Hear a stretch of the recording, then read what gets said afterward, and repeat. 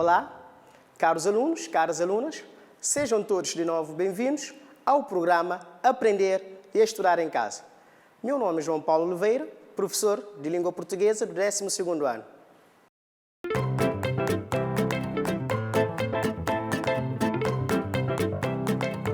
Dando seguimento ao estudo da literatura cabo-verdiana em épocas ou períodos, para a aula de hoje temos o seguinte sumário.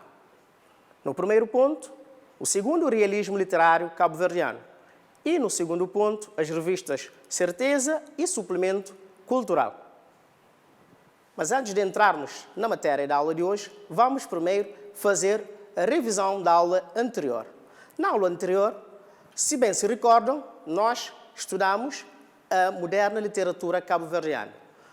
Vimos que, com a inauguração da revista Claridade em 1936, é inaugurado a nossa moderna literatura.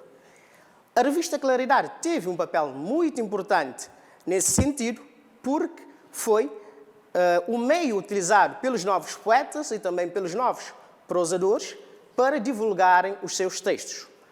No que diz respeito à prosa ficcional cabo-verdiana, foi através da revista Claridade que Manuel Lopes, Baltazar Lopes e António Aurélio Gonçalves, os principais nomes responsáveis pela introdução da moderna prosa literária, publicaram os seus contos e também novelas e ainda excertos dos seus romances. Depois, nós focamos o nosso estudo na análise do romance Chiquinho, onde tivemos a oportunidade de ler alguns excertos e também ainda de fazer análise desses excertos para compreendermos melhor esse período literário que é tão importante para a nossa literatura. Posto isto, vamos ler um texto de Arnaldo França, publicado na revista Certeza. É um pequeno texto, escrito por Arnaldo França, publicado na primeira edição da revista Certeza. Diz assim: Amigo cabo-verdiano, camarada jovem dos bancos do liceu, se te queres iniciar numa literatura viva e humana, em que traduzes bem ou mal as angústias e as esperanças dos teus irmãos de raça, o teu jornal é este. Vem, segue conosco o teu caminho, que as nossas intenções são claras, os nossos anseios são justos. Tu desejas uma vida sem atropelos, sem incerteza do amanhã. É essa mesma vida que nós queremos. Tu desejas um futuro brilhante para a tua terra, sem as inclemências do presente. É nesse mesmo futuro que nós confiamos. Vem, segue conosco o teu caminho, que as nossas aspirações são as tuas, os nossos anseios são os teus, de mãos dadas num aperto fraternal e amigo que já rompeu o sol da hora da largada. Neste pequeno texto, o Arnaldo França o que faz é apelar aos jovens estudantes que publicassem os seus textos literários na revista Certeza. Também, se repararem, aqui, nesse pequeno texto ainda, o Arnaldo França também mostra as linhas orientadoras dessa nova revista, desse novo grupo literário. Diz ele, literatura viva e humana. As nossas intenções são claras, os nossos anseios são justos. Portanto, essas partes mostram bem qual era a orientação ou o desejo que esse grupo tinha como proposta, a nova proposta para a literatura cabo-verdiana. Portanto, nós agora vamos entrar num outro período literário cabo-verdiano, o chamado a cabo-verdianitude, quarto período na divisão periodológica de Pires Laranjeira. E a revista Certeza faz uma transição entre os claridosos e esse novo período chamado da cabo-verdianitude. Para tal, vamos começar a apresentar um dos textos que foi um dos textos mais emblemáticos dessa nova forma de fazer a literatura, que foi o ensaio escrito por Onésimo Silveira, cujo título é Consciencialização na Literatura cabo-verdiana. O ensaio foi publicado em 1963, na edição da Casa dos Estudantes do Império, em Lisboa. O alvo principal da crítica de Onésimo Silveira é o movimento literário claridoso. Com esse ensaio, também o Onésimo Silveira passa a mostrar qual era a posição dos novos jovens, dos novos escritores cabo-verdianos em relação também aos escritores precedentes. Diz ele, aqui nós selecionamos 2 excertos da sua obra, do seu ensaio. No primeiro excerto diz: ao tratar aspectos da vida cabo-verdiana, tinham uma sensação ilusória de cravar as unhas na realidade circundante, mas jamais outra coisa fizeram senão raspar a superfície dos problemas do ilhéu. Nesse primeiro excerto, nós aqui vamos ver que o Onésimo Silveira critica os claridosos, a forma como os claridosos faziam a literatura. Diz ele que é uma literatura que não é uma literatura autêntica.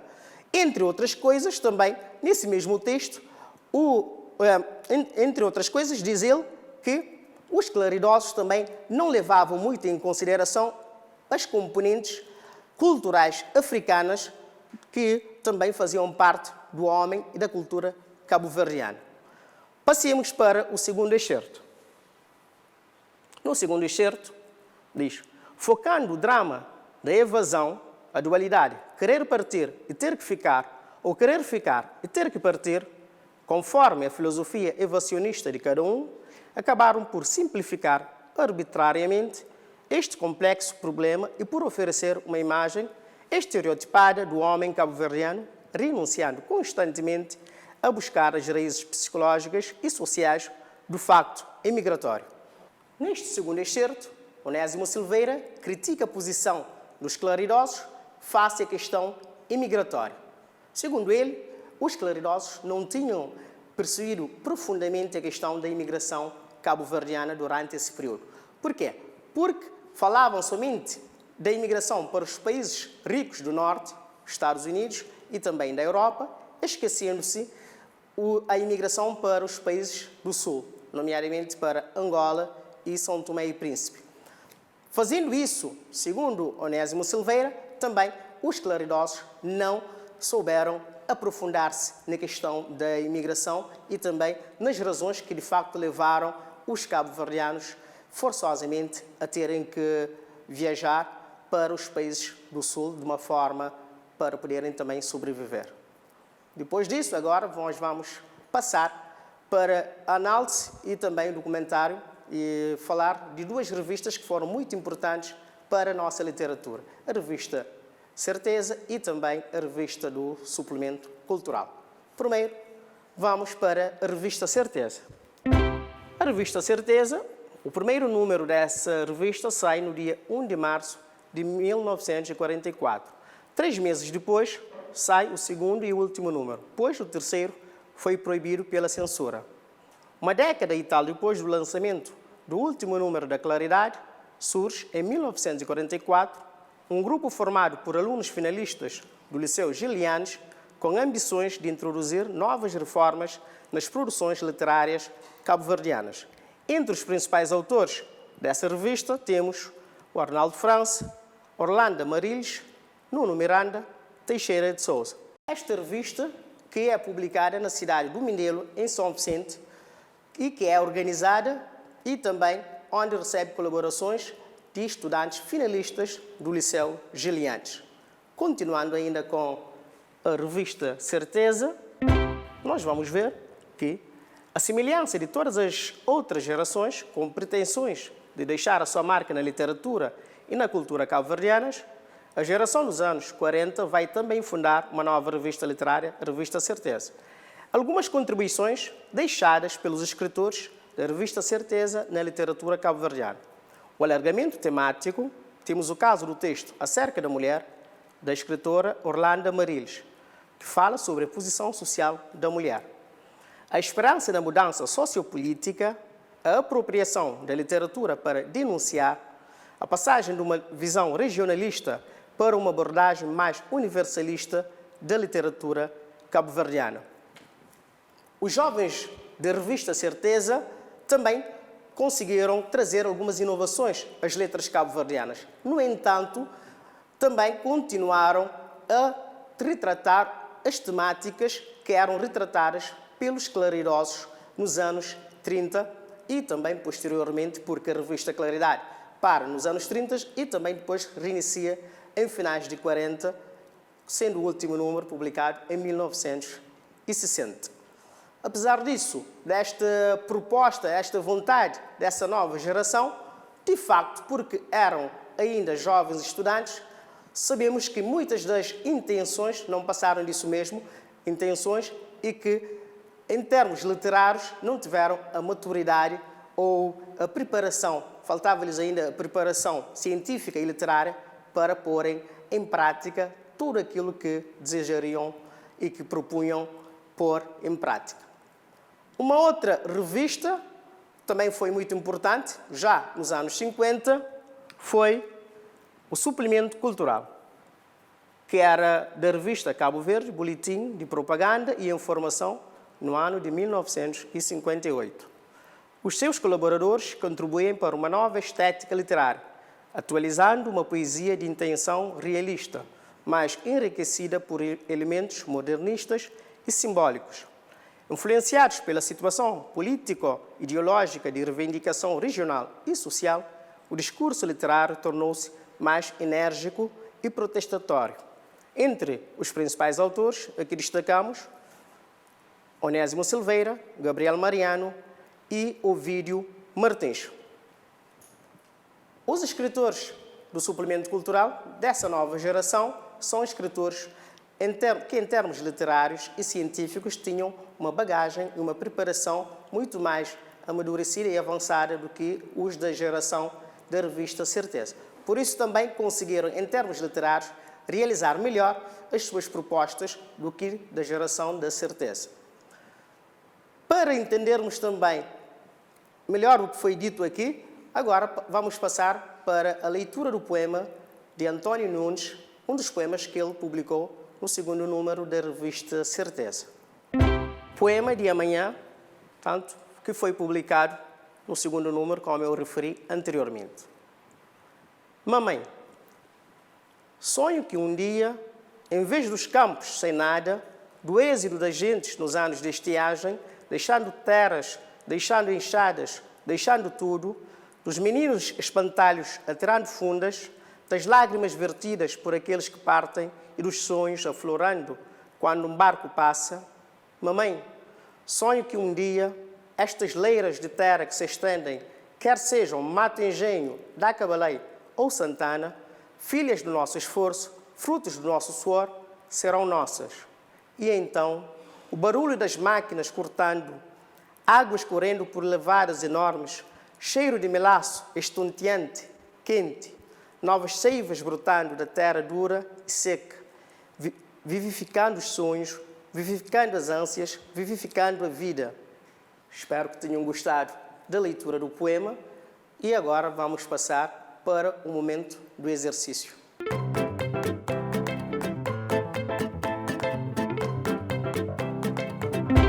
Depois da leitura do poema, passemos agora ao momento do exercício. No exercício temos, na 1, explique o sentido do título Poema de Amanhã. 2, compare a descrição feita do país na primeira estrofe com a da terceira estrofe.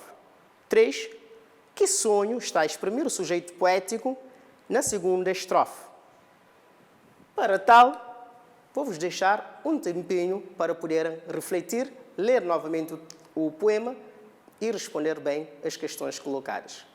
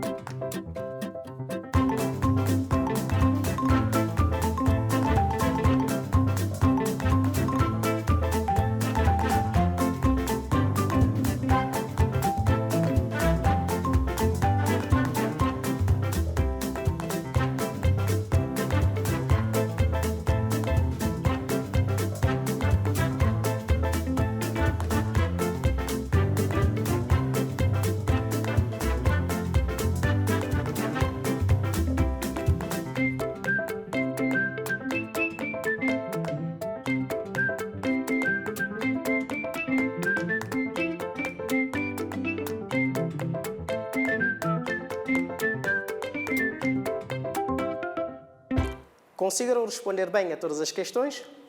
Espero bem que sim. Vamos lá então certificar as respostas.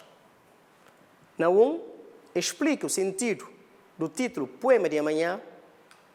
A resposta é: o poema intitula-se Poema de Amanhã porque o sujeito poético está a exprimir um desejo que só futuramente vai acontecer. Esse desejo, sonho, é de ver o seu país natal livre e próspero. Na 2, compare a descrição feita do país na primeira estrofe com a da terceira estrofe. A resposta é: na primeira estrofe é descrito um cenário de penúria e de sofrimento situado no tempo presente, enquanto que na terceira estrofe o cenário descrito é completamente diferente do anterior, porque o sujeito poético retrata um cenário de abundância, fartura e prosperidade, situado no momento futuro. Terceira e a última questão. Que sonho está a exprimir o sujeito poético na segunda estrofe? A resposta é: na segunda estrofe, o sujeito poético está a exprimir o sonho de ver Cabo Verde governado pelos cabo-verdianos e não pelos colonos estrangeiros.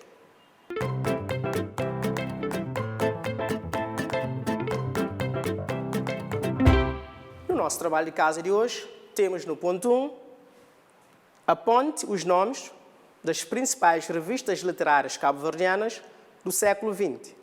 2. Quem é o autor da obra poética Linha de Horizonte?